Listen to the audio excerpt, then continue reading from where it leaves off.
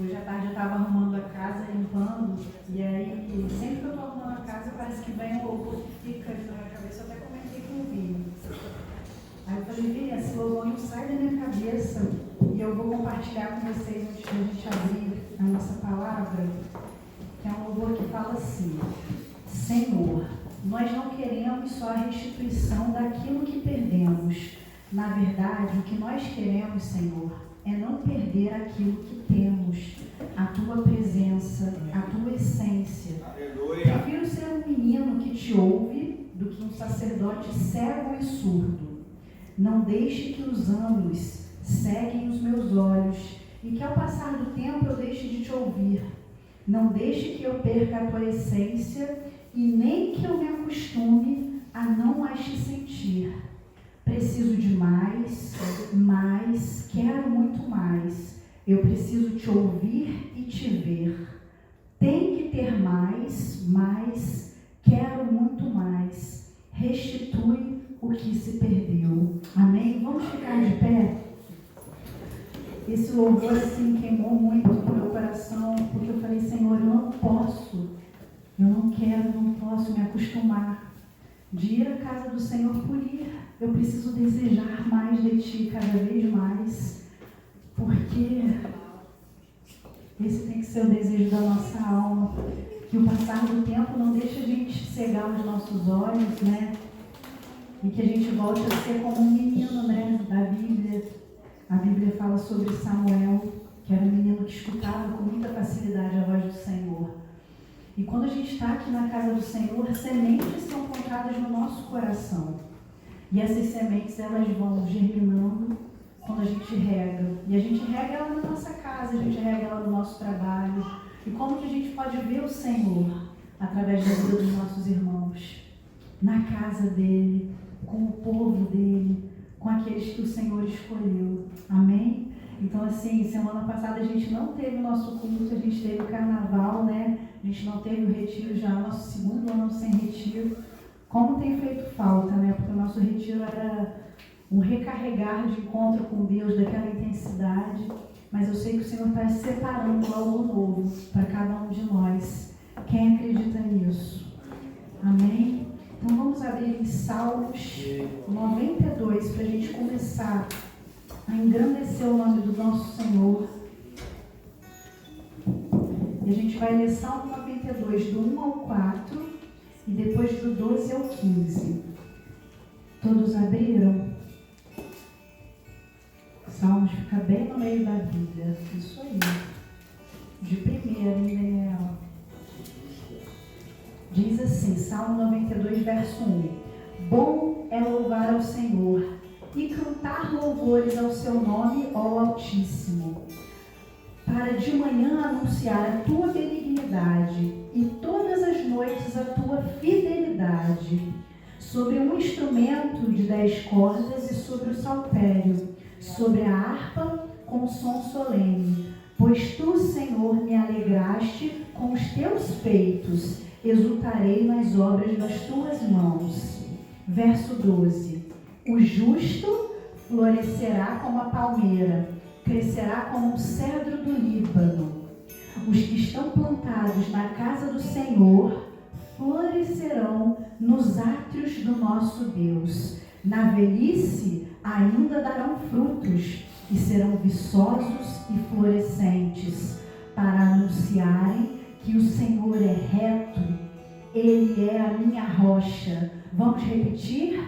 Ele é a minha rocha e nele não há injustiça. Amém? Vamos fechar os nossos olhos. Amém? Senhor amado e Pai, nesse momento nós queremos entregar todos os nossos louvores, todo o som que sair da nossa boca, Senhor, todos os instrumentos, Senhor, que vão ser tocados aqui nessa noite, Senhor, que sejam para te louvar, que sejam para te engrandecer, que sejam para honrar o seu nome, por todos os seus feitos, Senhor, desde a criação do mundo, até o dia que o Senhor enviou o seu Filho amado para nos salvar, nos livrar e nos limpar de todos os nossos pecados, Senhor. Então, nesse momento, Senhor, tira toda distração, nesse momento, Senhor, tira todos os espíritos, Senhor, que podem, Senhor, trazer qualquer incômodo na sua casa, Senhor, e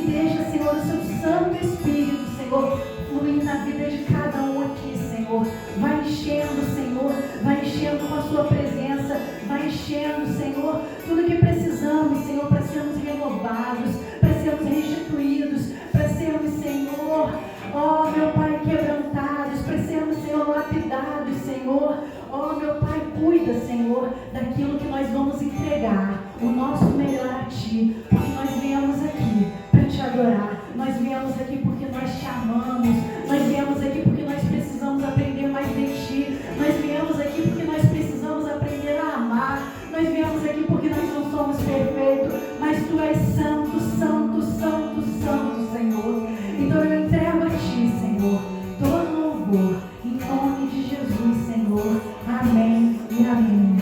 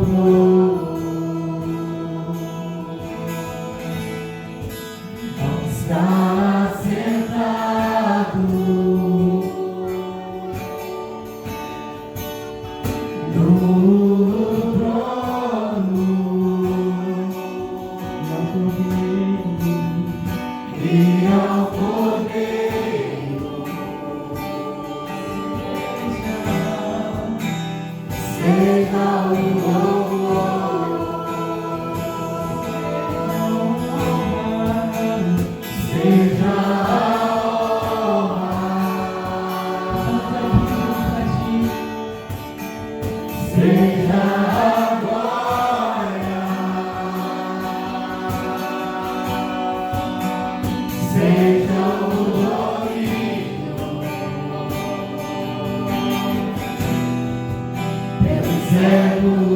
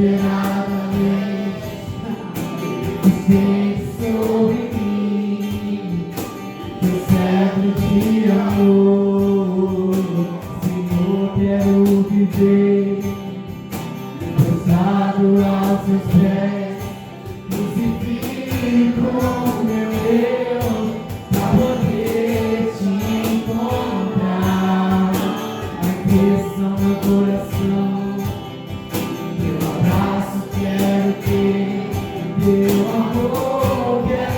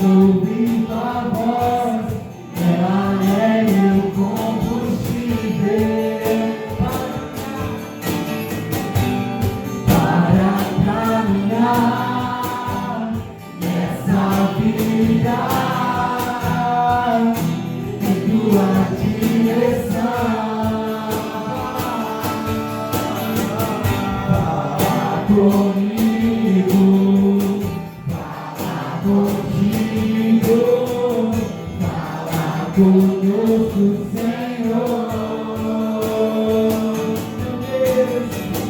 Meu Deus, tem pés em andar, meu Deus, tem mãos de tocar, meu Deus, tem olhos para ver,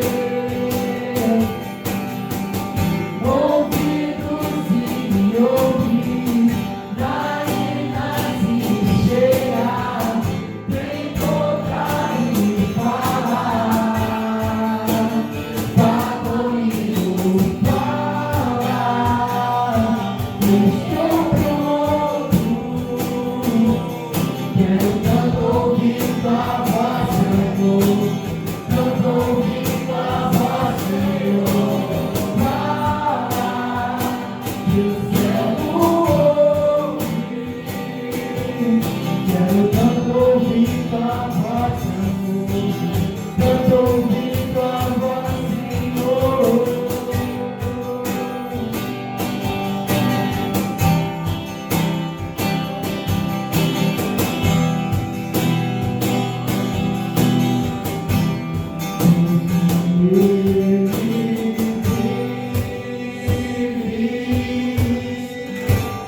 Posso crer no amanhã,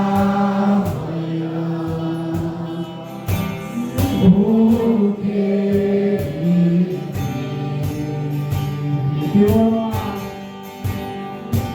temor não há, mas eu pensei, eu sei que a minha vida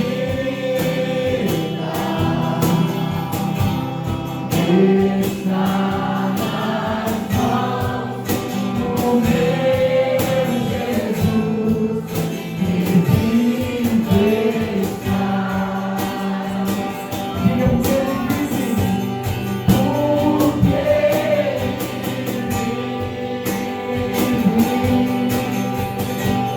posso crer no amanhã, porque ele vive, temor não há, mas eu pensei,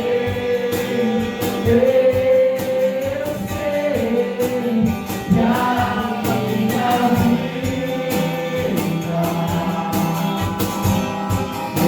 está nas mãos do meu Senhor, que vive está.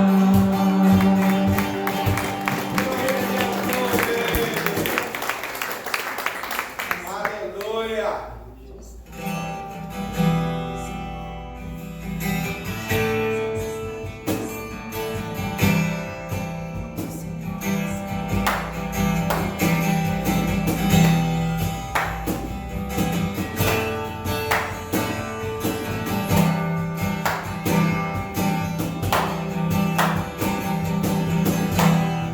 Difícil falar, tu cantava sobre mim. Tudo tem sido tão, tão bom pra mim.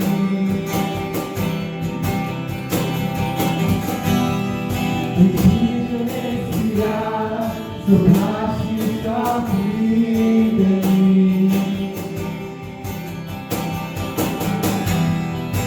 Tudo tem sido tão, tão bom pra mim. Por impressão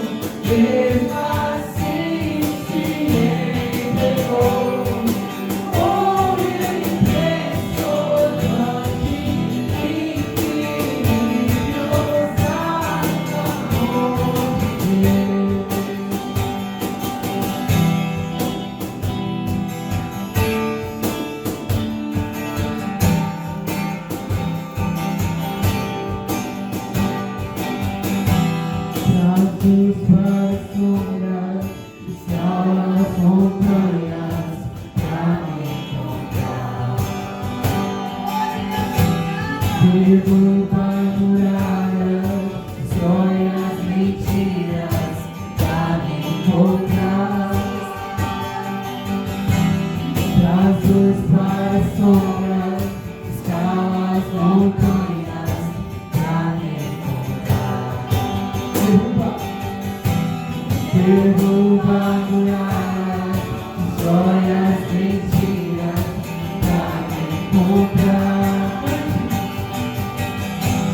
Passos para as sombras, escala as montanhas pra me encontrar. Derruba muralhas, joias, mentiras pra me encontrar.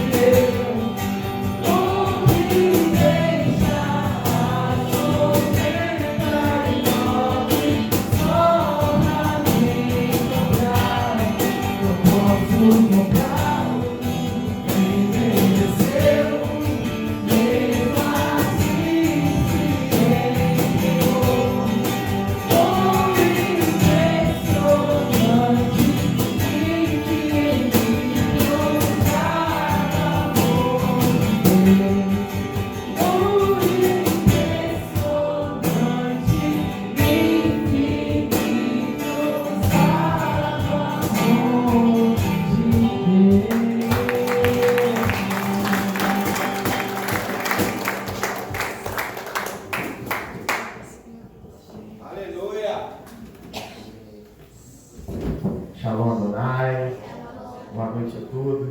Friozinho, né? Inverno antecipado. Eu estava ali atrás e quando eles começaram a tocar esse louvor, me veio algo no meu coração para compartilhar com vocês. Né? Não sei se poucos sabem, mas esse louvor é um louvor que originalmente ele é dos Estados Unidos, né?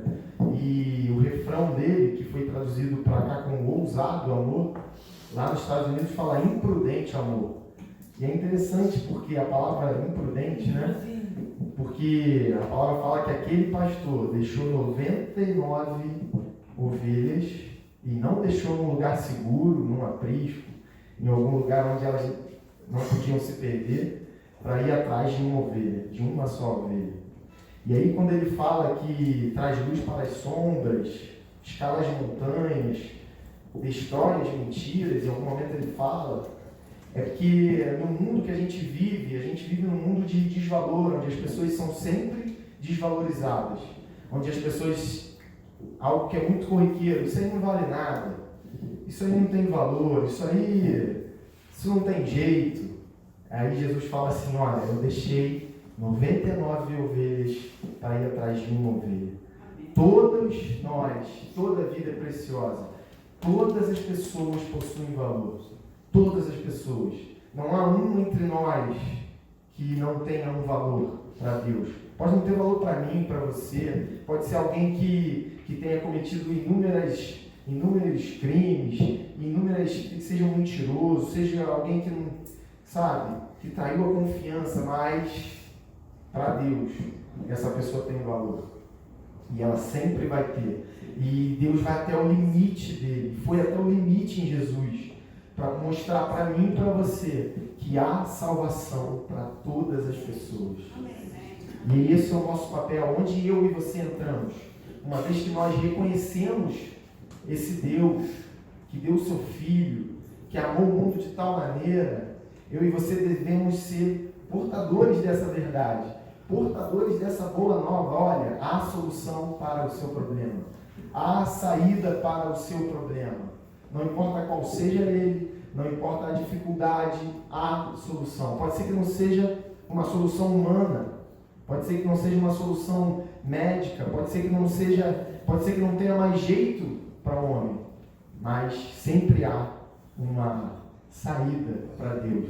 E é isso que quando a gente sair, quando a gente for embora hoje e começar a nossa semana, pode ser que a gente se depare com pessoas que tenham perdido as esperanças. E a gente o Senhor vai fazer a gente lembrar desse momento, para que a gente leve uma palavra de esperança, leve uma palavra de vida, leve Jesus onde quer que a gente vá. Amém? Eu queria aproveitar essa oportunidade para estar orando lá pela pastora Beth, pelos pastores, eles não puderam vir essa noite, pelo sítio. Eu queria até chamar a Raquel aqui para aproveitar esse momento que a gente parou, para a gente estar orando pelo evento do dia 28. A gente, mais adiante, para não quebrar muito o culto, a gente vai explicar um pouco sobre o que vai acontecer lá no sábado e como a igreja pode ajudar, não só em oração, mas em ação, mas a gente vai orar pelo sítio, pelos recuperandos e por esse evento do dia 28. Amém? Amém, irmãos. Vamos estender as nossas mãos para o céu. Amém? De novo, Senhor. Senhor amado Pai, nesse momento, Senhor, nós queremos, Senhor, estender as nossas mãos, Senhor, e pedir em seu nome, Senhor, para que o Senhor toque, Senhor, não só nos nossos corações, Senhor, mas no coração de mais pessoas, Senhor, para que nós possamos sentir cada vez mais essa esperança que há em Ti, Senhor. Oh, meu Pai, o alívio que há em Ti, Senhor, a salvação que nós só encontramos em Ti, e o verdadeiro caminho e a verdade e a vida que só há em Ti, meu Pai. Oh, meu Pai, traz a sua luz, Senhor, cada vez mais, para que possamos, Senhor, ministrar e falar em seu nome, para que possamos, Senhor, ser luz e sal nessa terra, como fomos criados, Senhor, nesse propósito, Senhor, que nenhum de nós, Senhor, aqui nessa noite, Senhor, esteja, Senhor, satisfeito, Senhor, de não estar sendo luz e sal nessa terra, mas que o Senhor possa, Senhor, nos usar para salgar, nos usar para temperar, nos usar para alimentar outras vidas, Senhor, para que mais vidas cheguem até Ti, Senhor. E nesse momento, Senhor, nós queremos, Senhor, colocar, Senhor, esse dia 28, Senhor, que foi um dia separado, Senhor, por Ti, eu creio, Senhor, dia 28, sábado que vem, para que jovens e famílias, Senhor, que já passaram pela Casa de Recuperação Esquadrão da Vida, que vão estar ali, Senhor, testemunhando, vão estar ali gravando o seu depoimento, vão estar ali doando o seu tempo, vão estar ali doando, Senhor, a sua história, Senhor, para que mais vidas possam Te conhecer, para que mais vidas possam conhecer e abençoar esse trabalho, Senhor, porque esse trabalho não é de homens, eu creio que esse trabalho é uma obra Sua, Senhor, e só o Senhor sustenta, só o Senhor provê, só o Senhor fala, Senhor, através da Sua serva, Senhor, e através dos Seus servos ali, Senhor. Então abençoa, Senhor, a vida dos nossos pastores, Senhor, abençoa, Senhor, cada jovem que está ali se recuperando, Senhor, os jovens que tiveram virose essa semana, Senhor, restaura, Senhor, o corpo deles, Senhor, cuida, Senhor, da mente e do coração desses jovens, Senhor, que estão em processo de transformação, porque nós cremos, Senhor, nessa transformação em Ti, nós cremos nesse milagre, Senhor, em Ti, Senhor, aquilo que a ciência diz que é impossível, o Senhor diz que em Ti é possível, longe de Ti não é possível, nós sabemos, mas em Ti é possível, Senhor. Então cura, liberta, transforma, Senhor, e abençoa lares e famílias, Senhor, que vão ser geradas através dessas vidas que estão ali se recuperando, Senhor. Restitui, Senhor, lares ali, Senhor. Cuida da família de cada um, cuida da família de cada pastor ali, Senhor. Cuida dos familiares que estão longe, Senhor. Cuida, Senhor, da sua casa. Cuida também, Senhor, dos corações de cada um que está aqui nessa noite, Senhor. Cada coração, Senhor. Cada mão que está estendida, Senhor, que esteja aqui representando, Senhor, um lar, para que o Senhor possa estar estendendo as suas mãos, dando graça, dando vitória, dando resposta, em nome de Jesus. Amém. Amém. Vamos aplaudir ao Senhor. Amém. Eu vou chamar o Daniel aqui na frente para representar a avó dele, e agora nós vamos estender as mãos para o Daniel, que ele pediu oração pela avó dele que está em casa, está acamada, quase não está andando, para que o Senhor possa estar operando ali na vida dela. Amém? Senhor amado e Pai, Senhor, nós colocamos o Daniel aqui, Senhor, representando a avó dele, Senhor. Tu sabes o que o Daniel está colocando diante de Ti, Senhor. Ó meu Pai, nós não sabemos os seus propósitos, nós não sabemos os seus desígnios, Senhor, mas nós queremos pedir, Senhor, para que o Senhor faça, Senhor, a sua vontade, e sabemos, Senhor, que a sua vontade ela é boa, perfeita e agradável, Senhor. Então nós pedimos a Ti, Senhor, que o Senhor tenha misericórdia, Senhor, dessa causa, Senhor, e que o Senhor venha operar, Senhor, de alguma maneira, Senhor, para que a vozinha dele, Senhor, ainda essa semana, Senhor, consiga se mover, consiga se locomover, Senhor, que o coração do Daniel, Senhor, possa se alegrar, Senhor, de alguma forma, assim como da Marisa, assim como de cada familiar, assim, Senhor, como de cada um que está ali sofrendo com essa situação, Senhor. Colocamos a vida dessa família, Senhor, nas suas mãos, Senhor, e tudo que essa família, Senhor, coloca diante de Ti, Senhor, que seja abençoado, Senhor, porque o Daniel está aqui, Senhor, na sua graça, colocando esse pedido diante de Ti, crendo que o Senhor é poderoso, porque o Senhor é poderoso, Senhor. Então nós Te agradecemos, em nome de Jesus, Senhor. Amém. Amém. Amém. Então, irmãos, vamos continuar louvando o Senhor. Amém. Agradecendo ao nome do Senhor. Amém.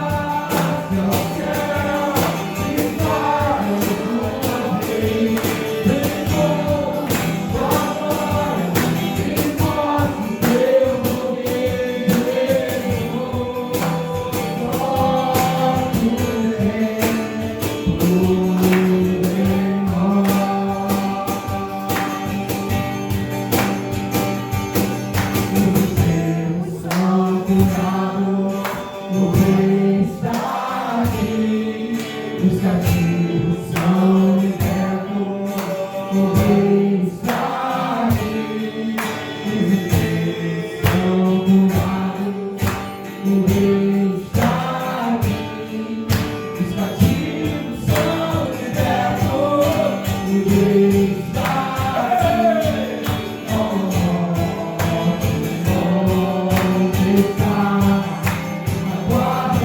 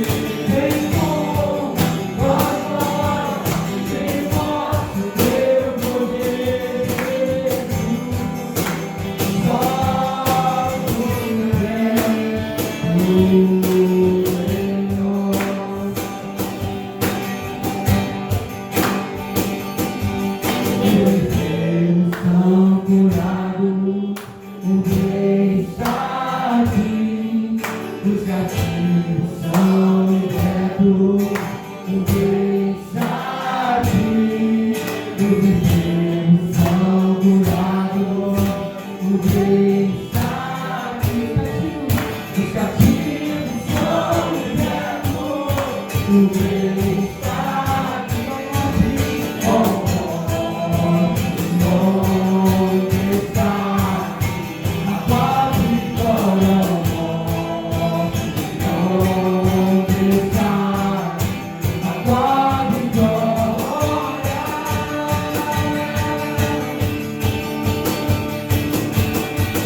Está aqui cantando entre nós, teu coração nos faz querer te amar, Jesus. Só tu em nós.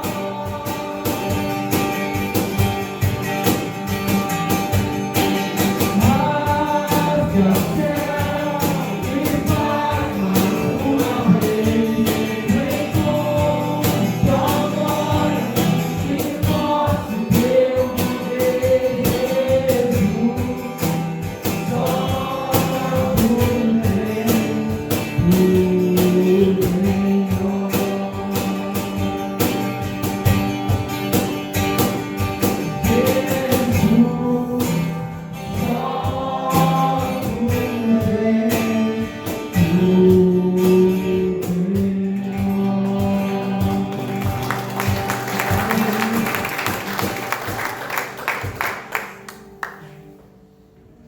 Se não for pra te adorar, para que nascer? Se não for pra dizer que estou aqui, se eu quero te adorar, Senhor, estou aqui.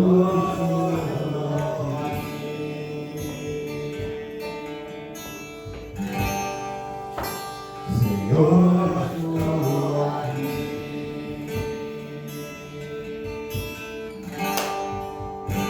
Senhor, estou aqui.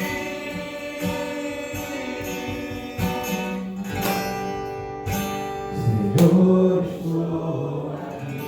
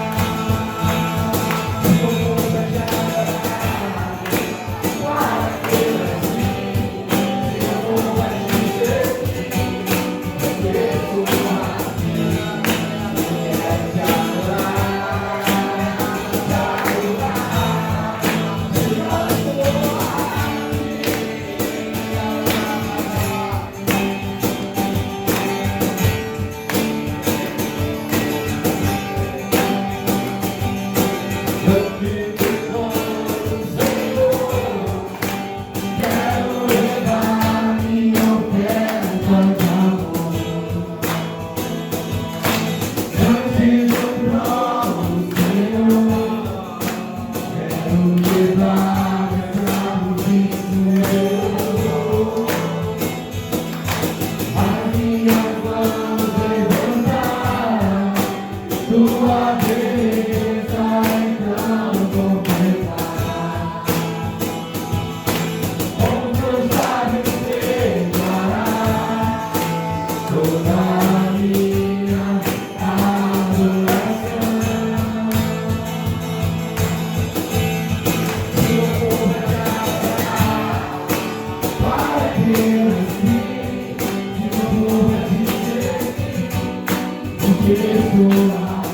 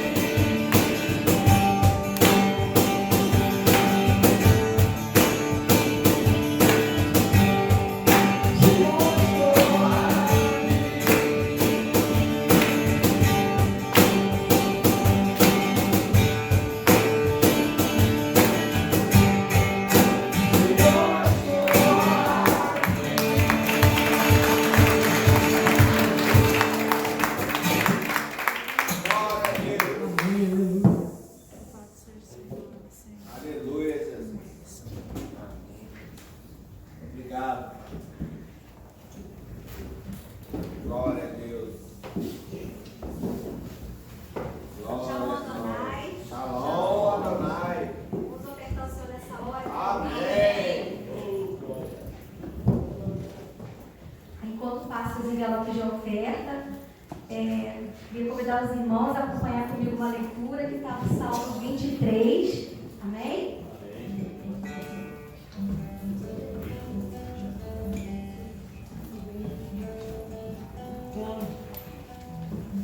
Salmos 23. Assim diz a palavra do Senhor.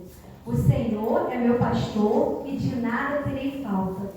Em vez de pastagens me faz repousar. E me conduz às águas tranquilas, restaura o meu vigor.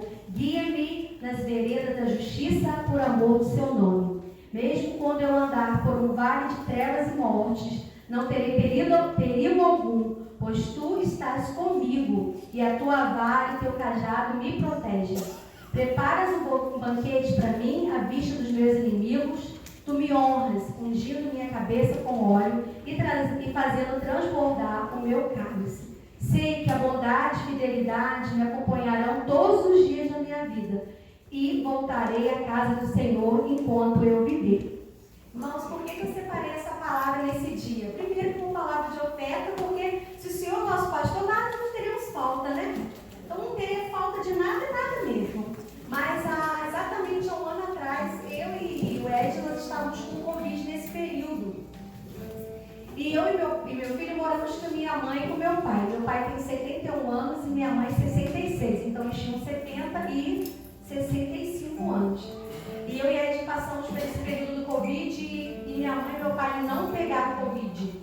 E meu pai tem bronquite alérgica, meu pai é todo complicado. Então por que eu trouxe essa palavra nesse dia? Para honrar a Deus, porque há um ano atrás, eu não poderia, apesar da igreja já estar funcionando, estar aberta, eu não poderia, à casa do Senhor, louvar o nome dele, agradecer o nome dele, cultuar a Deus com minha vida, com o meu cantar, com o meu falar, com minhas lágrimas. Muitas das vezes a gente vem e a gente está daquele dia tão difícil que a gente às vezes nem consegue abrir a boca para acompanhar o louvor ou levantar as mãos e dizer, né, as minhas mãos levantar. Mas o Senhor me deu essa graça e eu passei pelo Covid, mesmo quando eu andar por um vale de trevas e morte, não temerei perigo algum, pois o Senhor está comigo, a tua vara e o teu cajado me protege. Amém? Glória a Deus. Sabemos que esse Covid, essa situação ainda perpetua ainda entre nós, entre a humanidade. Sabemos que existe muitos enfermos, doentes, até no Raul Sertã. Então a gente tem que fazer mesmo a nossa cautela. Entrou no ônibus lotado, vamos usar máscara, vamos usar álcool gel, fazer a nossa parte. Mas o Senhor me deu essa graça de passar pelo Covid, meus irmãos. Deu a mim, deu ao meu filho, a muitos outros neste lugar. Né? Então o Senhor é nosso pastor e nada teremos falta, né? Então hoje é um dia assim que eu estou celebrando o Senhor. Nesse culto de ação de graça, eu ofereço, né? Porque eu passei pelo Covid, o Ed passou pelo Covid, estamos aqui, amém? Amém. Eu quero convidar você, minha querida. Quero convidar você nessa hora que já separou a sua oferta, a orar junto comigo, amém? Amém.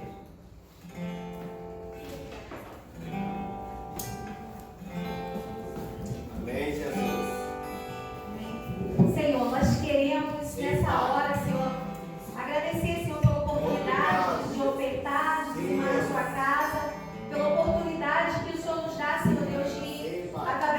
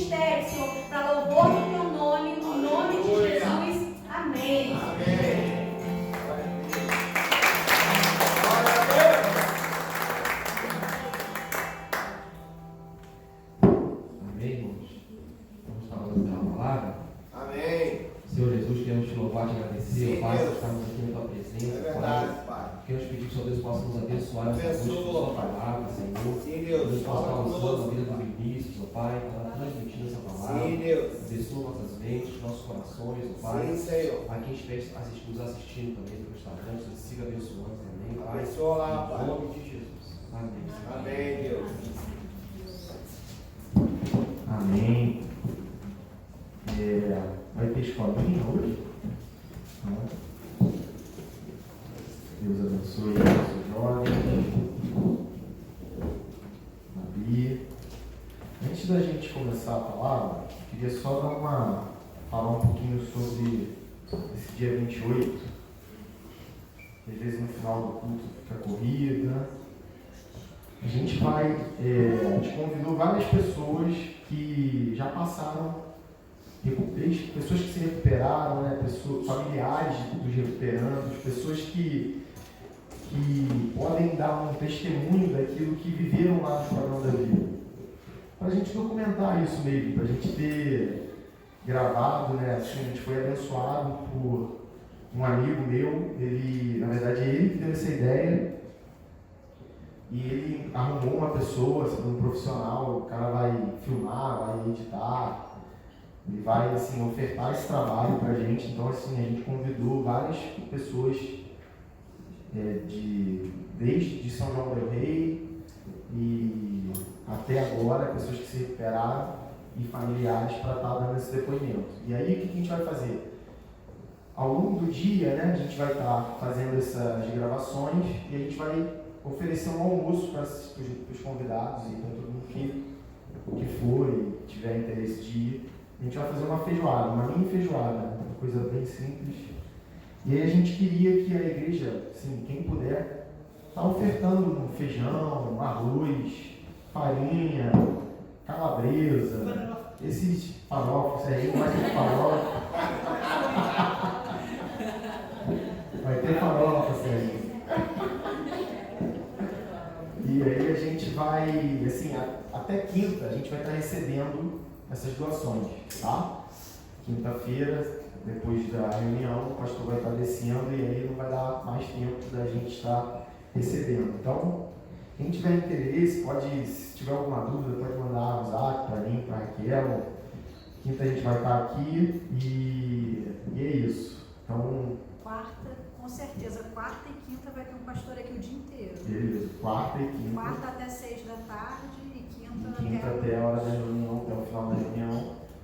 Então, assim, quem puder ajudar vai ser muito bem-vindo. E aí, mais pra frente, a gente conta também um pouco daquilo que a gente vai fazer depois disso, depois da coleta dos depoimentos. Eu queria agradecer a Deus mais uma vez, vou aproveitar e vou orar de novo, a gente interrompeu.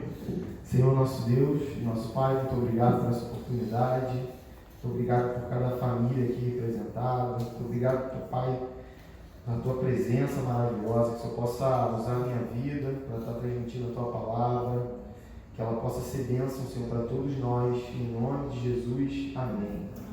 Eu queria pedir, a gente vai rodar um pouco, e eu queria pedir aos irmãos que começassem em Tiago 5:17, um versículo só, para depois a gente vai lá para a 1 Reis. A gente vai falar de um homem muito famoso, e eu particularmente, talvez seja um dos top 5 para mim. Elias é um homem tremendo, muito usado por Deus, com algumas características únicas. Ele era um profeta, mas ele, quando profetizava, ele não falava como os outros.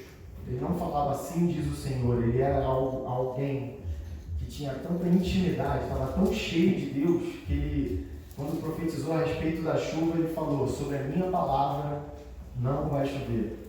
Então, assim, ele era alguém diferenciado. Então a gente vai falar sobre o que aconteceu no Monte Carmelo, a gente vai falar sobre algumas outras coisas, mas a gente vai falar principalmente sobre o lado humano dele. E quando Tiago em 5,17 fala assim: Elias é homem sujeito às mesmas paixões que nós. Ponto. ele diz em outras palavras que Elias era normal, humano, como eu e como você. Quando ele fala assim, ele sofria das mesmas coisas que eu e você, ele era de carne e osso.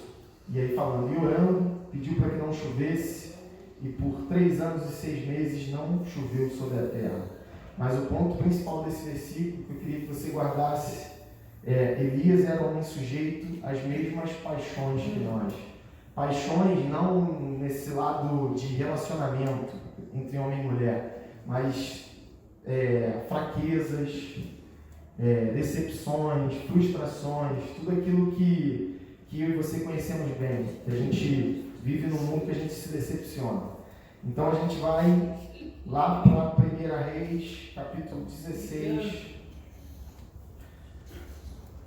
e a gente vai começar o texto que Deus me colocou no meu coração. Por que eu comecei com esse versículo? A gente sabe, e aí quase todo mundo sabe, que Elias passou por um momento de muita dificuldade na vida dele. Depois de um grande feito, depois de algo tremendo que Deus usou ele no Monte Carmelo,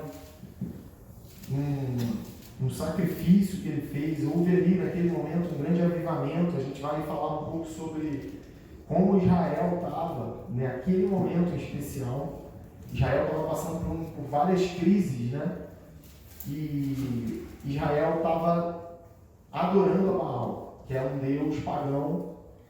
E então Deus usa Elias ali em algo tremendo, assim, uma das passagens mais conhecidas, algo maravilhoso que aconteceu. E logo após isso, logo após Deus se revelar daquela forma, a palavra nos mostra que Elias passou por um momento que a gente pode até, assim, Raquel já conversou sobre isso, a gente já viu outras pessoas falarem. Talvez ele tenha tido um momento de depressão ali, naquele momento que ele fugiu da presença de Jezabel. Então, quando a gente fala que ele sofria das mesmas paixões que nós, é que ele, assim como nós, devido às circunstâncias da vida, ele passou por momentos com muita aflição, medo. Então, para a gente entender um pouquinho do que aconteceu com Elias, a gente vai ter que ir destrinchando a palavra. E a gente vai começar em 1 Reis, capítulo 16, no final aí do versículo do capítulo 16, a gente vai ver quem eram os reis, né? Elias viveu num tempo onde havia uma crise política. Por quê? Porque entrava rei, saía rei, a impiedade só se multiplicava. Então, assim, Israel era patrimônio de Deus. E aí os reis maus começaram a tomar conta desse reinado. Então, assim, a gente vai ver que no tempo de Elias houve um rei que foi o pior rei de Israel, segundo a palavra, que foi um rei chamado Acabe. Mas antes deles, aqueles quem ele sucedeu, todos eles, assim, num período muito grande, eram reis ímpios. Então, no final a gente vai ver que no versículo 25 de 1 Reis 16 fala assim: e fez o que era mal aos olhos do Senhor, e fez pior do que todos quantos foram antes dele, e andou em todos os caminhos de Jeroboão. Jeroboão foi um rei responsável por dividir Israel, e fez algo terrível aos olhos de Deus, como também nos seus pecados, com que tinha feito pecar a Israel, irritando ao Senhor, Deus de Israel, com as suas vaidades. Quanto aos atos, ele fala, versículo 28, e homem dormiu com seus pais e foi sepultado em Samaria, e Acabe, seu filho, reinou em seu lugar. Sobre o versículo 29, tem um título que é muito importante. Fala assim: Acabe reina e casa com Jezabel. E Acabe, filho de homem, começou a reinar sobre Israel no ano 38º de Asa, rei de Judá.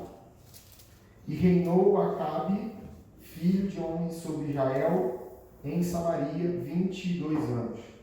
E fez Acabe, filho de homem, que era mau aos olhos do Senhor, mais do que todos os quantos foram antes dele. Então o pai dele já havia sido o pior rei, e ele conseguiu superar o seu pai.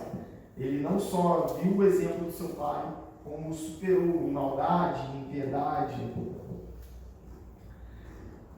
E sucedeu que, como se fora coisa leve, andar nos pecados de Jeroboão, filho de Nebate, ainda tomou por mulher Jezabel, filha de Etibal, rei dos Sidônios, que foi e serviu a Baal e se encurvou diante dele. E levantou um altar a Baal na casa de Baal que edificara em Samaria. Samaria é a capital de Israel. Então ele profanou aquela cidade de uma maneira que a gente não tinha visto até esse momento. Aquela cidade que tinha diversos altares a Deus, esses altares foram quebrados, retirados e foram edificados altares ao inimigo, ao Deus pagão, ao Deus dos povos que viviam ao redor de Israel. E para a gente ter uma noção, um rei, assim como um presidente, hoje a gente pode comparar, é uma autoridade muito grande. Então, se um presidente ele fala algo, ele decreta algo, a grande, assim, é bem possível que a maioria da população siga esse decreto, essa palavra do presidente. Quanto mais um rei, quanto mais naquele momento onde, se alguém desobedecesse um rei, era morto. Se alguém desrespeitasse um decreto real, era morto. Então, quando o rei edifica um altar a um Deus que não é o Deus de Israel, ele faz com que não só a casa dele, mas como toda uma população peque junto com ele. Então ele fez algo que era terrível aos olhos de Deus.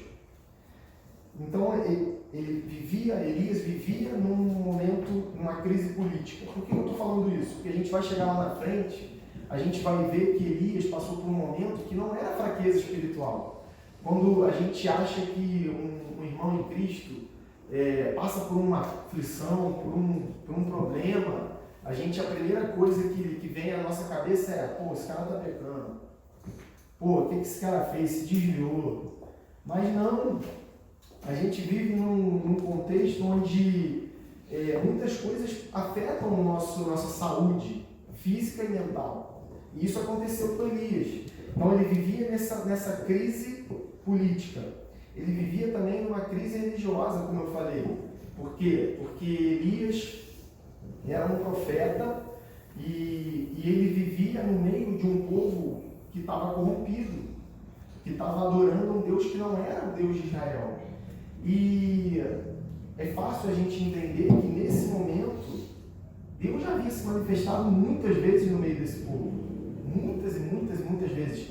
Muitas vezes esse povo que vivia nesse momento viu com seus próprios olhos, ou soube através de pergaminhos, soube através de pessoas que contavam aquilo que Deus havia feito.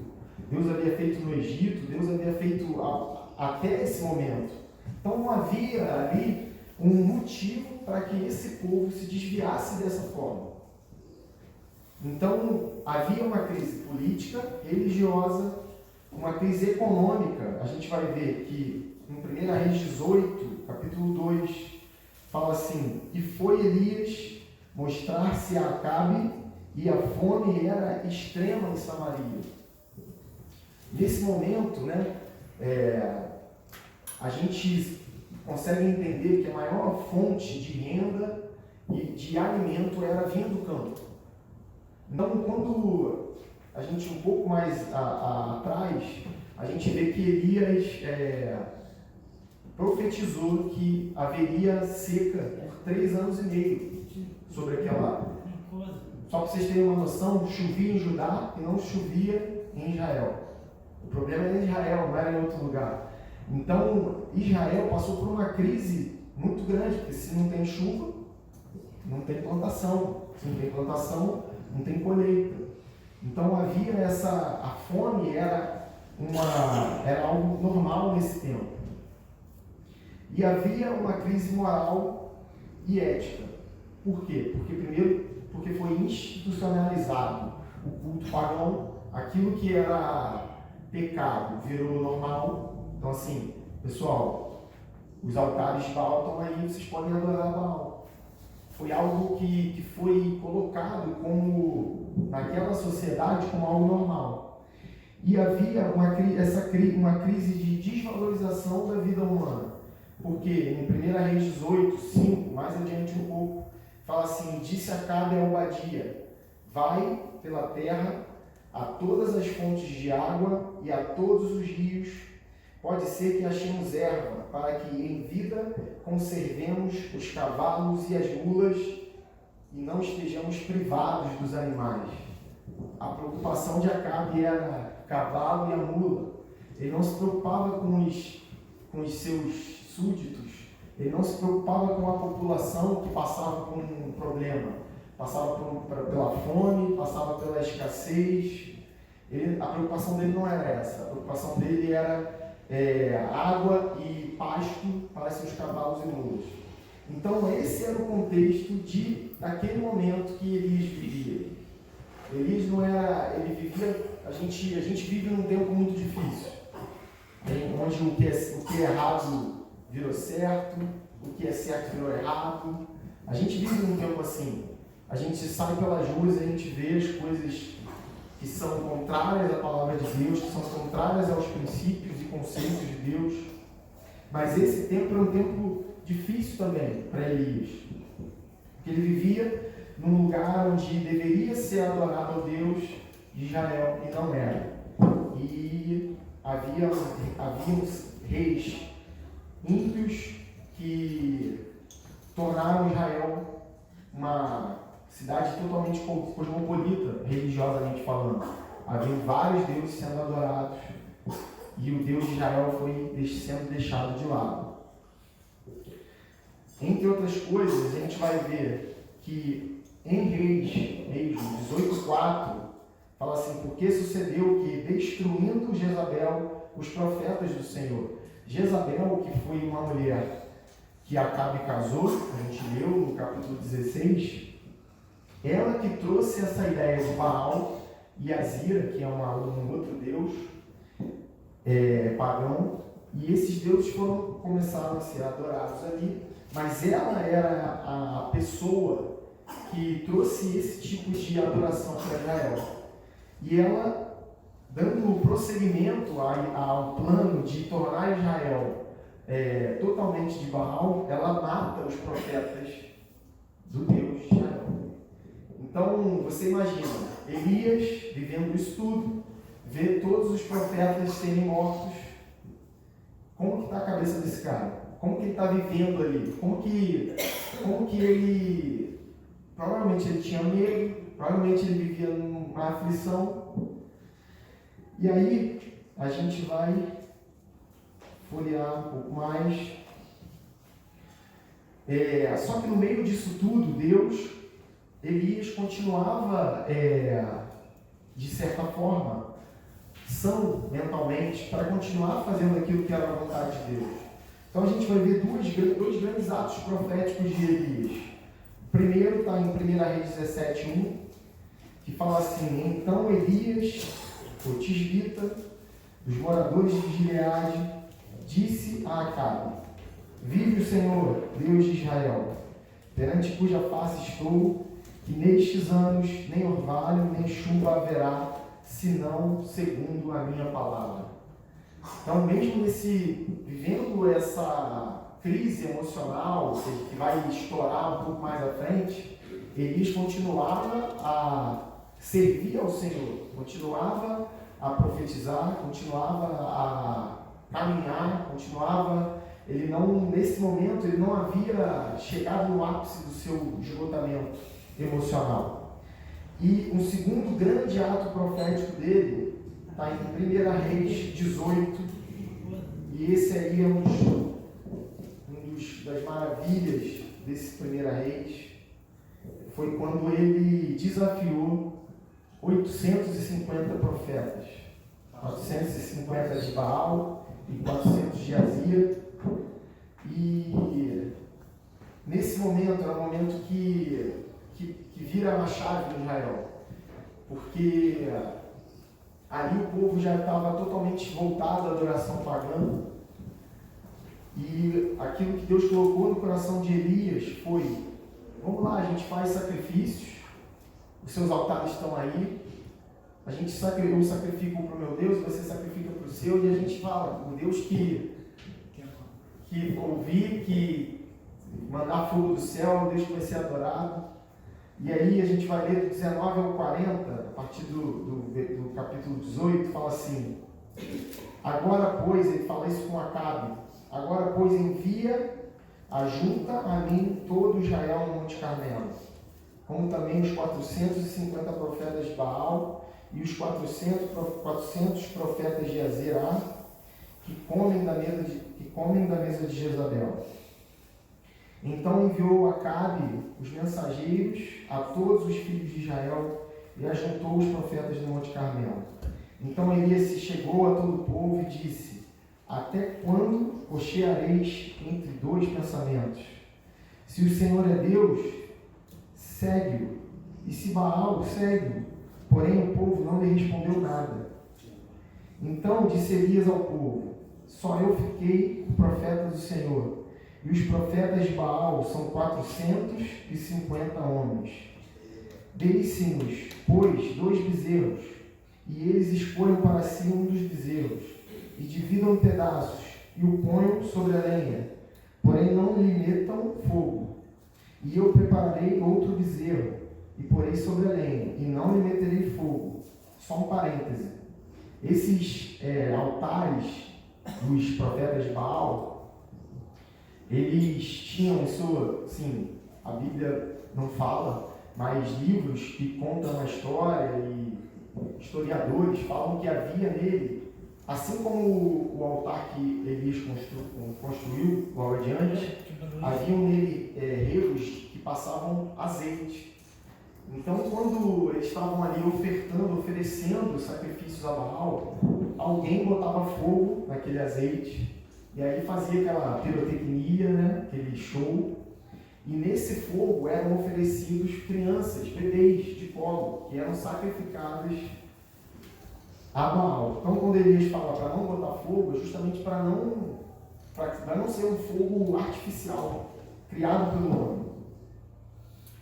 Então, no versículo 24 fala: então invocai o nome do vosso Deus, e eu invocarei o nome do Senhor. E há de ser que o Deus que responder o fogo será Deus. E todo o povo respondeu. Essa é uma boa palavra. E disse Elias aos profetas de Baal: escolhei para vós um dos bezerros, e preparai o primeiro, porque sois muitos. Invocai o nome do vosso Deus, e não lhe metais fogo. E tomaram o bezerro que lhe dera, e o prepararam. Invocaram o nome de Baal desde a manhã até o meio-dia, dizendo: ah, Baal, responda-nos. Porém nem havia voz, nem quem respondesse, e saltavam sobre o altar que se tinham feito. E sucedeu que ao meio-dia Elias zombava deles e dizia: clamai em alta vozes, porque ele é um Deus, pode ser que ele esteja falando, ou que tenha alguma coisa para fazer, ou que intente alguma viagem, porventura dorme e despertará. E eles clamavam em grandes vozes, e se retalhavam com facas e com lancetas, conforme o seu costume, até derramarem sangue sobre si. E sucedeu que, passado o meio-dia, profetizavam eles, até que a oferta de manjares se oferecesse. Porém não houve voz, nem resposta, nem atenção alguma. Então Elias disse ao povo: chegai-vos a mim. E todo o povo se achegou a ele. E reparou o altar do Senhor, e estava quebrado. E Elias tomou 12 pedras, conforme o número das tribos dos filhos de Jacó, ao qual veio a palavra do Senhor, dizendo: Israel será o teu nome. E com aquelas pedras edificou o altar em nome do Senhor. Depois fez um rego em redor do altar, segundo a largura de 2 medidas de semente. Então armou a lenha e dividiu o bezerro em pedaços, e o pôs sobre a lenha.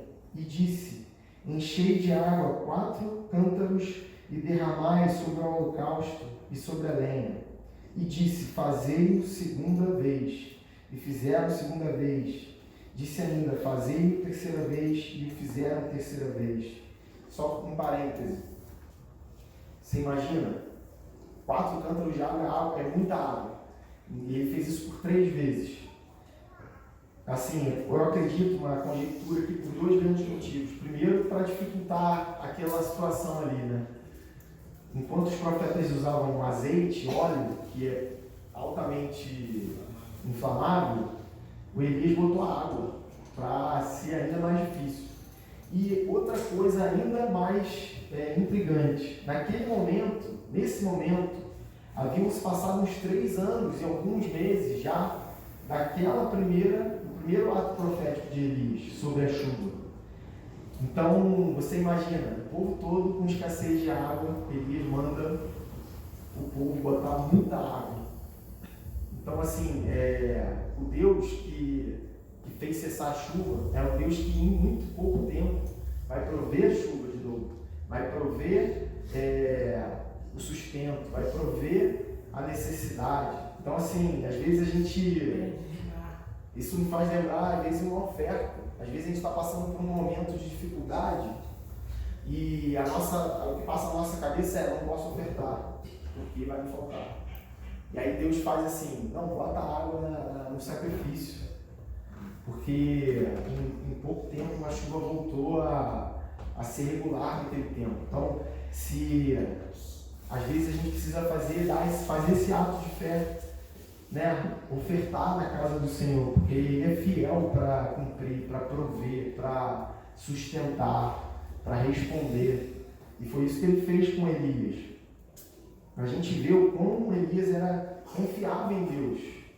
Ele deixou os profetas começarem. Não, pode primeiro fazer o sacrifício. Eles ficaram umas 3, 4, 5 horas ali gritando, começaram a se ferir, começaram a fazer ali aquilo que eles estavam acostumados a fazer. E Elias, com muito pouco tempo, ele orou o Senhor, e a gente vai ver o que aconteceu aqui. Versículo 35: de maneira que a água corria ao redor do altar, e ainda até o rei encheu de água. Sucedeu, pois, que, oferecendo-se a oferta de manjares, o profeta Elias se chegou e disse: ó Senhor, Deus de Abraão, de Isaque e de Israel, manifesta-se hoje que tu és Deus em Israel, e que eu sou teu servo, e que conforme a tua palavra fiz todas estas coisas. Ele não fez da cabeça dele, ele fez segundo a palavra de Deus. Responda-me, Senhor, responda-me, para que este povo conheça que tu, Senhor, és Deus. Aleluia. E que tu fizeste tornar o seu coração para trás. Aleluia. Então caiu o fogo do Senhor e consumiu o holocausto e a lenha e as pedras e o pó, e ainda lambeu a água que estava no rego. O que, vendo todo o povo, caiu sobre os seus rostos e disse: só o Senhor é Deus, só o Senhor é Deus. E Elias lhe disse: lançai mão dos profetas de Baal, que nenhum deles escape. E lançaram mão, e Elias os fez descer ao ribeiro de Quizon, e ali os matou. O povo, que no início não respondeu quando Elias falou assim: se você quiser adorar a Deus, adora. Se você quiser adorar ao inimigo, adora. Mas sai de cima do muro, toma uma posição. E o povo ficou quieto, não falou nada. Aí o povo precisou ver isso tudo. Você vê, Elias não precisou. E aí, pessoal? Agora vocês estão vendo que o Senhor é Deus? Eles viram com os próprios olhos. E eles foram atrás daqueles profetas e os mataram. Houve ali, naquele momento, um grande avivamento, um grande despertar daquele povo. Só que aconteceu algo um pouco depois que mudou um pouco da história de Elias. No final do capítulo 18, fala que, no início do capítulo 19, e aí no final do 18 ele fala que vai voltar a chover, tem até uma canção, eu vejo uma pequena nuvem do tamanho da mão de um homem, que é sobre esse final do capítulo 18, que ele manda o servo dele olhar o horizonte por 7 vezes e no final, a última vez ele vê uma nuvem do tamanho da mão de um homem lá longe. Avisa pro rei. Avisa pro rei, senão não vai dar tempo. E aí no capítulo 19, quando Acabe vai embora, ele fala assim: e Acabe fez saber a Jezabel tudo quanto Elias havia feito e como totalmente matara todos os profetas à espada. Então Jezabel mandou uma mensagem, um mensageiro a Elias, a dizer-lhe: assim me façam os deuses e outro tanto, se de certo amanhã, a esta hora, não puser a tua vida como de um deles. Em outras palavras, você matou os meus profetas, amanhã eu vou matar você também. E aí vira uma chave dentro da cabeça de Elias, que de alguma maneira ele tem pela vida dele de uma maneira que ele não conseguiu controlar os seus sentimentos. Aí a palavra fala, a partir do versículo 2 ao 8, e a gente vai começando a fechar a mensagem. Então, no versículo 3, desculpa, o que vendo ele se levantou e para escapar com vida se foi e veio a Berseba, que é de Judá, e deixou ali seu moço. E ele se foi ao deserto, caminho de um dia, e veio e se assentou debaixo de um zimbro. É mais ou menos um cacto, né? E pediu em seu ânimo a morte e disse: já basta, ó Senhor. Toma agora a minha vida, pois eu não sou melhor que os meus pais. A gente não sabe muito sobre a vida de Elias, né? Mas aí mais uma conjectura, assim, não é algo correto, é algo que é colocado, né, por alguns estudiosos. Quando provavelmente Elias veio de uma família de profetas. E aí quando ele fala, não sou melhor que os meus pais, não sou melhor que os meus pais, toma agora a minha vida. E outros falam, eu quero morrer, eu não sou melhor que os meus pais. Os pais dele, provavelmente, né, a gente não sabe, mas pode ser que eles tenham sido mortos pela Jezabel. Então, assim, em outras palavras, por que você poupa a minha vida e não poupou dos meus pais? Isso não é aqueles. A Bíblia fala que esses meus pais, ele faz referência aos israelitas que morreram no deserto, quando estava caminhando da terra prometida. Porque tem uma linha que fala que tem esse entendimento, tem uma linha que fala dos pais biológicos dele, enfim, mas a gente não sabe, né? Por isso que eu falei que é uma conjectura, para que vocês não tomem isso como verdade absoluta. Então, aí no versículo 5, né? E deitou-se e dormiu debaixo de um zimbro, e eis que então um anjo o tocou e lhe disse: levanta-te e come. E olhou, e eis que a sua cabeceira estava um pão cozido sobre as brasas, e uma botija de água, e comeu e bebeu, e tornou-se a deitar-se. E o anjo do Senhor tornou a segunda vez, o tocou e disse: levanta-te e come, porque muito comprido é o teu caminho. Só para a gente entender, né? Elias foi ameaçado de morte por uma mulher super perigosa, por alguém que tinha poder de fato de mandar matar ele, por alguém que tinha poder militar, que era a rainha, né? Mulher de Acabe.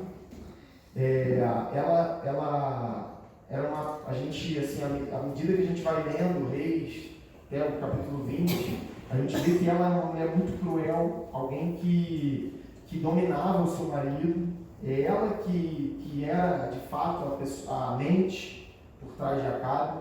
Então, e Elias sabia disso, e Elias viveu nesse contexto que a gente falou. Então, quando ela decreta isso sobre a vida de Elias, ele falou: eu vou morrer, então eu preciso ir embora, eu não posso ficar aqui. E aí ele vai para o deserto, e lá ele tem algumas experiências com Deus, mas eu queria só, ele é chamado de volta, ele é direcionado para fazer algumas coisas antes que Deus o recolhesse. E por que eu falei no início que Elias era um homem, assim, para mim, assim, talvez top 3, top 5 de todos os homens, porque, assim, além da confiança dele em Deus, que era algo tremendo, Deus amava tanto esse homem, ele era tão cheio de Deus, que ele não conheceu a morte, ele foi levado numa carruagem de fogo.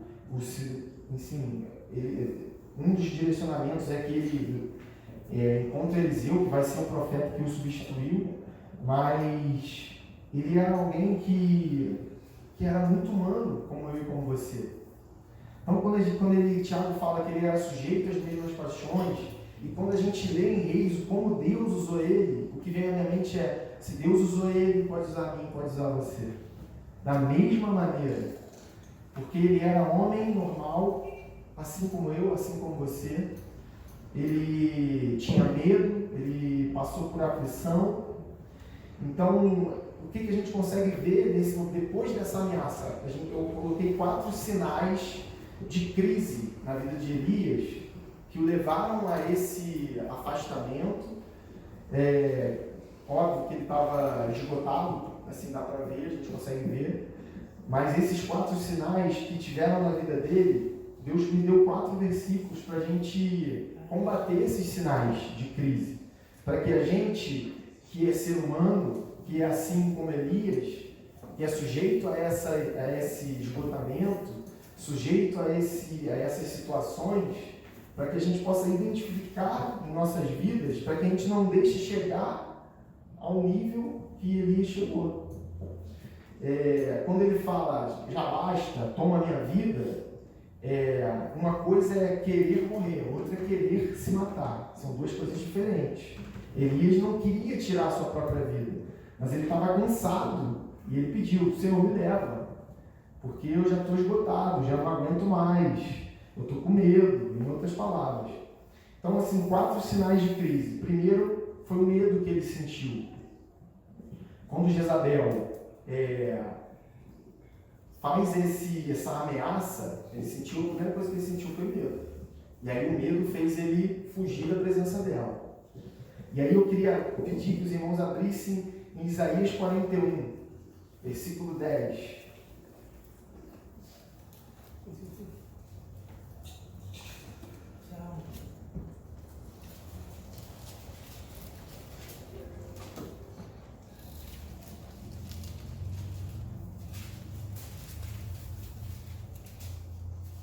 Isaías 41, versículo 10. Deus fala assim para mim e para você: não temas, porque eu sou contigo. Não te assombres, porque eu sou o teu Deus. Eu te esforço e te ajudo e te sustento com a destra da minha justiça. Toda vez que você sentir medo, toda vez que você se sentir aterrorizado, lembra dessa passagem. Guarda ela no seu coração. Ele é comigo, é com você, ele é com cada um que está aqui. Ele é presente, ele é um socorro bem presente na hora da angústia. Ele é um Deus que não falha, que não falta. O segundo ponto que eu coloquei foi um desânimo dele. Por que desânimo? Houve um grande avivamento naquele momento. Esses 2 próximos estão bem ligados ao que aconteceu após o Monte Carmelo. Então, assim, quando houve ali um grande agir de Deus, talvez o que tenha passado na cabeça de Elias o povo se voltou para Deus. E agora, o que vai ser feito? O que vai acontecer após esse grande agir de Deus? O que a gente espera quando a gente vai para um retiro e sai de lá cheio da presença, vive coisas maravilhosas? A gente espera que os dias, os meses que vão decorrer depois do retiro sejam diferentes de como a gente chegou lá. Que o transbordar do retiro consiga levar a gente a viver uma vida diferente de como a gente vivia antes de chegar lá. Estou usando o exemplo do retiro, mas nesse exemplo, o povo que estava em dúvida ficou, obviamente, assombrado com o agir de Deus. E aí, o que Elias esperava? Agora, então, o reinado de Jezabel, de Acabe, o reinado de Baal acabou. Só que quando eles mataram os profetas e a vida voltou ao normal, nada mudou. Jezabel estava lá, Acabe estava lá, os altares estavam lá. Não houve uma mudança, talvez da maneira que Elias esperava. E aí ele ficou desanimado e frustrado.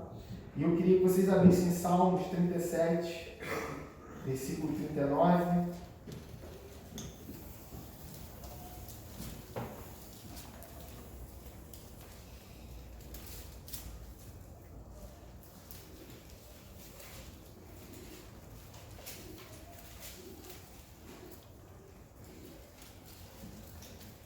Salmos 37, versículo 39.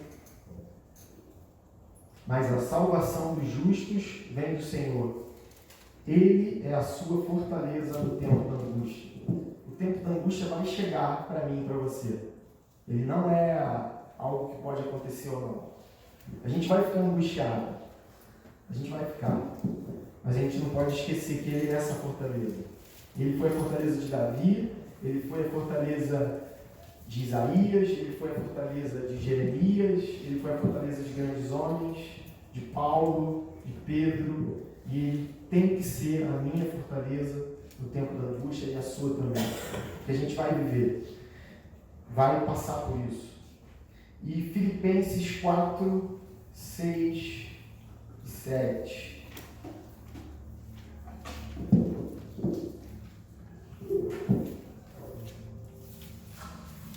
Filipenses 4, 6 e 7. Não estejais inquietos por coisa alguma. Antes, as vossas petições sejam em tudo conhecidas diante de Deus, pela oração e súplicas com ação de graças. E a paz de Deus, que excede todo entendimento, guardará os vossos corações e os vossos sentimentos em Cristo Jesus. O que isso quer dizer?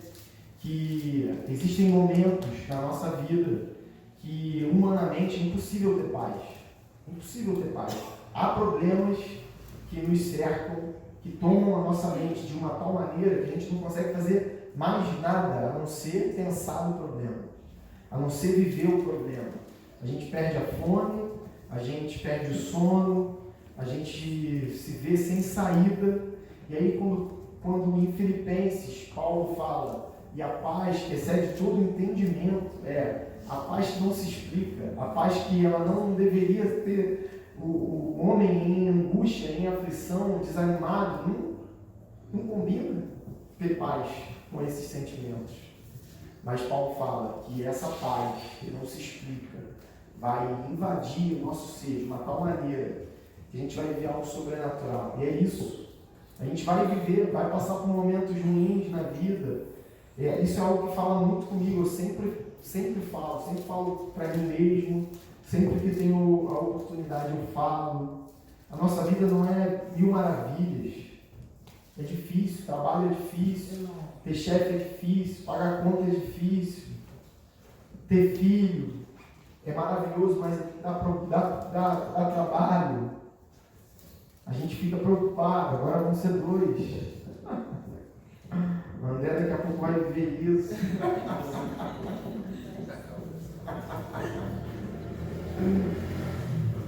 Então a gente tem que estar prevenido de adoecer por conta dessas coisas, porque elas vão vir. Então quando a gente está em comunhão com Deus, a gente experimenta algo que vem dele, a paz que vem dele, a provisão que vem dele. A Luciana é vendedora, assim como eu. Esse ano tem sido um ano muito difícil para vendas, muito, desde janeiro. Mas se eu olhar para trás, eu não consigo entender como eu cheguei aqui. Mas a gente chegou com todas as dificuldades. Por quê? Porque o Senhor tem nos enchido de paz, o Senhor tem sido o Senhor das nossas vidas, tem suprido as nossas necessidades. E isso que Ele vai fazer na vida de cada um de nós. E algo muito importante que a igreja é essencial. Elias, naquele momento, ele estava sozinho. E a solidão é a pior coisa que existe. Existem momentos que a solidão é uma companheira perigosíssima para o ser humano. Porque eu não sei o que passava na cabeça dele, a gente tem uma ideia por conta da palavra, ele achava que estava sozinho, que não havia mais ninguém. Só que Deus fala com ele, ó, você não está sozinho. Tem 7.000 joelhos que não se dobraram a Jezabel lá. Você precisa voltar, você precisa agir. Só que ele achava que só havia ele. Que todo aquele povo que estava lá em Monte Carmelo, os que tinham se convertido dos seus maus caminhos tinham sido mortos. Então ele achava que era questão de tempo até ser encontrado morto. Mas na verdade esse não era o plano de Deus. Então assim, a solidão misturada com a depressão, misturada com esses sentimentos de desânimo, de desvalor, fazem a gente ter pensamentos disfuncionais, como a minha esposa fala. Ele estava tendo um monte de pensamento ruim, errado. Então, o que Deus fala a respeito desse momento de solidão? Salmo 23, 10. Para a gente encerrar.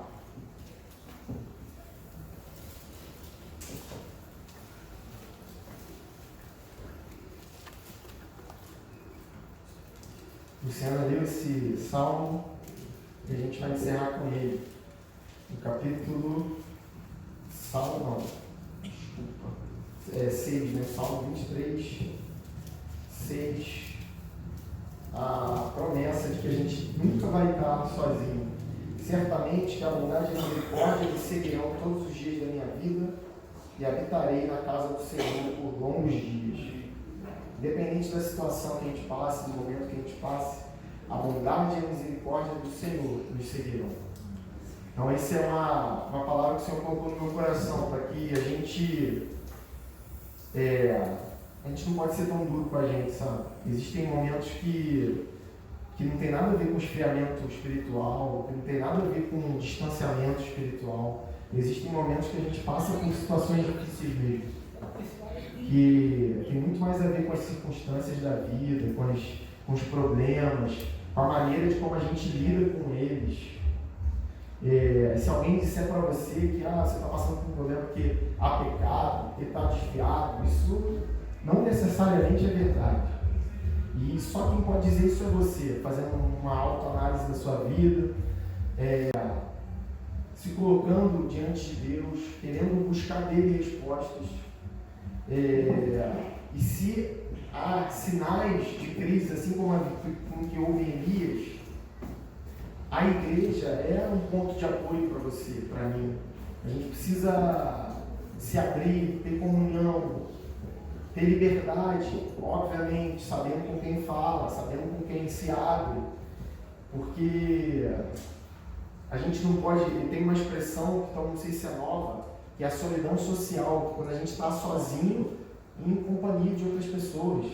Eu já passei por isso. Quando eu me mudei para o Rio, eu entrei assim numa paranoia que eu tinha que ir embora, que eu tinha que largar a faculdade, eu estava me sentindo. Aquilo foi um ponto que me levou à conversão. Eu estava me sentindo sozinho, acompanhado, vivendo com a minha avó, vivendo com os meus tios.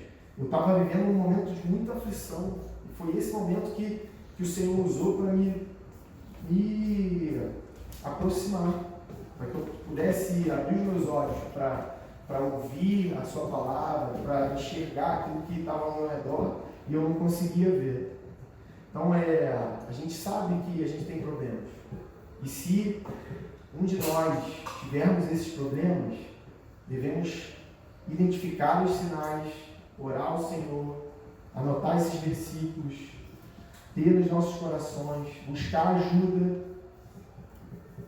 Raquel, pastora Beth, pastor Danilo, preciso conversar, preciso me abrir, estou passando por isso. Os nossos pastores estão aqui semanalmente, pastor Nival, pastor Luninho, pastor Danilo.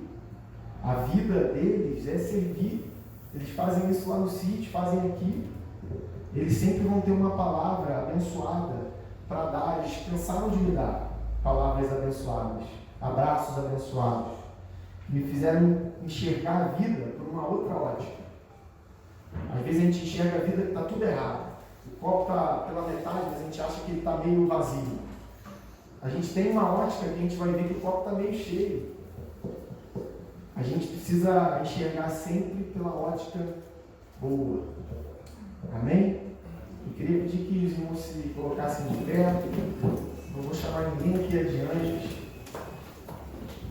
mas a gente vai orar, entregar as nossas semanas, a nossa semana nas mãos do Senhor, sabendo que Ele tem cuidado de nós. Às vezes a gente não consegue enxergar. Elias não conseguiu enxergar que Deus cuidava dele de uma maneira sobrenatural. Que ele passou por aquele período de 3 anos e meio e ninguém tocou a mão nele. No tempo que era de muita perseguição aos judeus, aos hebreus, aos filhos de Deus, Elias passou ileso. Mas no final do tempo, quando de uma maneira bem incisiva ele foi ameaçado, ele sentiu medo. Ele é humano. Ele era humano. A gente entende ele.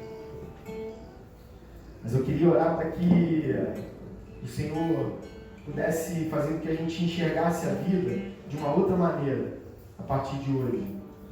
Onde há aflição, que a gente possa enxergar a mão do Senhor estendida para nós. Onde há medo, que a gente possa enxergar um Deus que é soberano, que entregou seu Filho, que, como diz a palavra, a luz que iluminou as trevas. Jesus é a luz que iluminou as trevas, e esse Jesus é o Jesus que está disponível para mim e para você, não só hoje, mas todos os dias, para que a gente possa, se há alguma treva em nós, ser iluminado, para que a gente não viva mais uma vida de pecado, uma vida fora da vontade de Deus. Onde há solidão, que a gente possa enxergar amigos, irmãos, que foram colocados em nossas vidas para serem um apoio. E a gente vai passar por esses momentos. A gente precisa pedir a Deus para que os nossos olhos estejam prontos para enxergar esse lado bom. O copo sempre meio cheio, nunca meio vazio. Amém? Senhor, nosso Deus e nosso Pai, eu quero te agradecer, Senhor, pela tua presença nessa noite. Te agradecer pela tua palavra, por como o Senhor falou comigo hoje. Falou comigo à tarde, falou comigo agora. Coisas que o Senhor colocou no meu coração à tarde, que não foram faladas. Coisas que o Senhor não falou comigo à tarde, falou agora. Pai, obrigado por ser espontâneo, por não ser um Deus mecânico, por não fazer os seus filhos de fantoche. Senhor, há liberdade nesse lugar para te adorar, há liberdade nesse lugar para entender a tua palavra, para entender aquilo que o Senhor quer falar com cada um de nós. Muito obrigado, Senhor, por cada vida aqui, Senhor, que só possa, Senhor, abrir o nosso entendimento nessa noite. Senhor, que o Senhor possa tirar dos nossos olhos, Pai, aquilo que tem nos feito enxergar sempre o copo meio vazio. Para que a gente possa enxergar que no meio das aflições, no meio das circunstâncias da vida, o Senhor tem nos livrado, o Senhor tem suprido as nossas necessidades, o Senhor tem sido um Deus presente, que não falha e que é maravilhoso. Senhor, que os nossos olhos estejam prontos a contemplar a tua bondade, para contemplar, Senhor, a maravilha da tua presença, Senhor. Muito obrigado aqui por cada família representada. Muito obrigado, Senhor, por cada vida que chegou até aqui, cada vida que vai ser impactada, Senhor. Pai, pelas vidas que vão descer essas escadas nessa semana, Senhor, em nome de Jesus, Pai, pessoas, eu creio que pessoas com aflições, pessoas passando por necessidades, passarão pelos nossos caminhos essa noite, essa semana, Senhor. Que só possa colocar em nossos lábios, Pai, palavras que impactem corações que estão sem esperança. Pai, que impactem pessoas que já não têm mais vontade de viver, Senhor. Pai, que a gente possa ser luz que ilumina as trevas. A palavra fala que Jesus disse que a luz ainda estaria ali com eles por pouco tempo, mas que essa luz passaria a ser eu e você. à medida que a palavra fosse pregada e aceita ao redor do mundo. Senhor, nós somos luz desse mundo. Só possa nos ajudar a iluminar as trevas que se encontram quase que enraizadas na nossa cidade, no nosso país, Senhor. Nós temos a possibilidade de impactar pessoas, de mudar histórias, Senhor. E eu quero ser usado para isso. Muito obrigado, Senhor, em nome de Jesus. Amém. Vamos aplaudir o Senhor.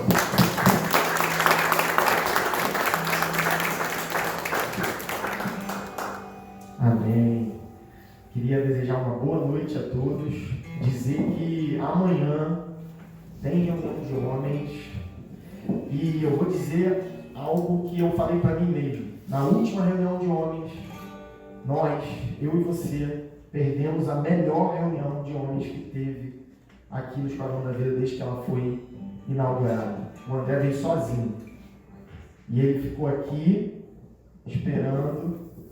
Passou uns 20, 30 minutos, ele louvou o Senhor e depois orou por cada um de nós que não veio. Foi a melhor reunião de homens, eu tenho absoluta certeza. Mas a gente não quer perder essa bênção. Eu não quero. Eu estava fazendo mudança, mas eu podia ter dado um jeito de vir. Mas eu não vim. Mas amanhã eu vou estar aqui. Eu espero que não esteja só eu e o André, que ele vai estar. Eu espero que mais pessoas venham. Que mais pessoas saiam. Eu sei que está frio, eu sei que está difícil sair de casa. Eu sei que às vezes a gente trabalha o dia todo, dá uma preguiça, mas eu te convido para estar aqui às 8 horas. Eu sei que o Serginho vai estar. Em nome de Jesus. Vamos botar uma touca aí no Serginho, filho. Um casacão. Espero que o seu Camilo esteja. Espero que todos estejam. Amém? Na quinta-feira, mais uma vez, é a última oportunidade que os irmãos têm de contribuir com o almoço. Vai ser no dia 28, tá? Eu queria também deixar aberto para quem quiser estar nesse dia, mesmo que não tenha sido convidado para dar o testemunho. Eu espero que o seu Camilo esteja lá. Conto com o senhor, conto com o Alan, conto com o Andrezinho, conto com todos que possam ir, todos que foram convidados. Já abençoe que é sábado, Sábado. Essa é a única oportunidade que a gente vai ter de documentar isso de uma maneira profissional. A pessoa está dando o tempo dela, vai sair do Rio, 6 horas da manhã, vai chegar lá, vai passar o dia todo, vai estar à disposição, à nossa disposição, para estar gravando. Que horas lá, Deus? Bom, a gente marcou a partir de 9h30, né? Cadê, Raquel? Eu te mandei com 1 hora, vai ser 10 horas. A gente passou 10 horas. 10 horas, se puder chegar um pouco antes, 10 horas a gente vai começar a gravar. E aí, como é uma equipe só gravando, vai ser a ordem de chegada. Mas, assim, também ninguém tem a pressa de ir embora, a gente vai pedir a Deus por um dia de sol, para que a gente possa ficar à vontade, joga um vôlei, converse, enfim, tem um dia diferente, né, lá. Então, na quinta-feira, essa é a última oportunidade, mas quarta-feira vai ter um pastor aqui o dia todo, quem quiser conversar, quem quiser se abrir, quem quiser vir aí, vai ter um pastor. Na quinta, nossa reunião, às 6, a partir das 6 a igreja aberta, até mais ou menos mais 8h15. Na sexta-feira, reunião das mulheres, às 7 ou 7h30, 7 horas. Todas as mulheres são convidadas também. Sábado não tem programação, dia 28 lá, sábado a nossa programação vai ser lá. E dia 29, mais um culto, que a gente vai estar adorando ao Senhor. Então, assim, mais um pedido. Quem puder, assim, eu tenho uma vaga no carro. Quem puder colocar um carro à disposição também. Porque, por exemplo, o Sérgio não tem carro. O Serginho está perguntando um pedido que talvez ele tenha um compromisso, Sérgio. Vai ter feijoada, Serginho. Então a gente, assim, o Serginho, por exemplo, é um exemplo de uma pessoa que quer ir, mas que precisa de uma carona. Então, quem tiver, tem uma vaga, 2 vagas, e aí a gente faz a intermediação aí, combina, para estar todo mundo que tem o desejo, para estar todo mundo indo. Amém? Posso contar com todos, com apoio? Amém? Aleluia. Amém. Vamos receber. Senhor. Senhor, nosso Deus, nosso Pai, eu quero te agradecer, Pai, pelas nossas vidas. Quero, Senhor, declarar que teremos uma semana de vitória, Senhor. Teremos uma semana abençoada, Senhor. Uma semana de muito trabalho, uma semana, Senhor, de frutos, Pai. Que o Senhor possa, Senhor, abençoar, Senhor, as nossas famílias.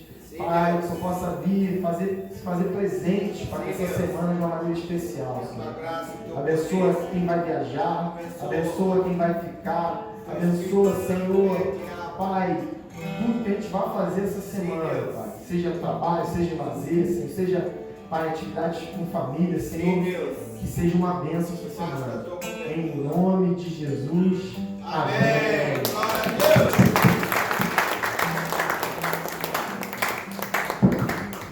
Sejas meu universo. Amém. Eu quero dar só um pouco do meu tempo. Eu quero dar